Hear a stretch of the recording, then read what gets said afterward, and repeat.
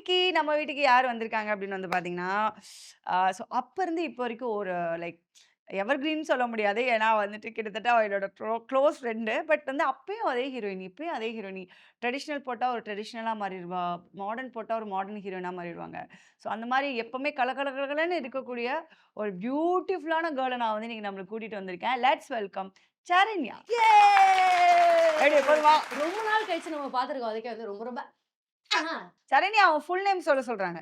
ஷரண்யா துராடி. என்னடி? என்னாடி? தொராடியா? ஷரண்யா துராடி. இந்த வம்சவரியா ஒரு பேரு. எங்க குடும்பத்துல வந்து எங்களோட எல்லா நமக்கெல்லாம் சிறு தெய்வம் இருக்கு இல்லையா? ம், ம், தமிழர்களுடைய ம். வாழ்க்கையில. ஸோ ஒருத்தருக்கு ஐயனாரு, அப்புறம் வந்து பேச்சியம்மா, மாடசாமி அந்த மாதிரிலாம் இருப்பாங்க. ஸோ எங்களுக்கு வந்து துராடி ஐயனார். ஸோ எங்க ஐயனாரோட பேரு துராடி. தூராடி. ஸோ அது நெறைய பேருக்கு அந்த அந்த ஐயனாரோட பேரு தெரியாது. பட் அங்க வந்து அங்க பாண்டிச்சேரியில வீராம்பட்டினம், அரியாங்குப்பம் அங்க இருக்கவங்களுக்குலாம் வந்து அந்த கோயில் என்னன்னு தெரியும். ஸோ எங்க ஐயனாருடைய பேரு தூராடி. என் தாத்தாவுடைய பேரு அதிலிருந்து எனக்கு வந்தது. உன்னைய கொன்றுவேன்.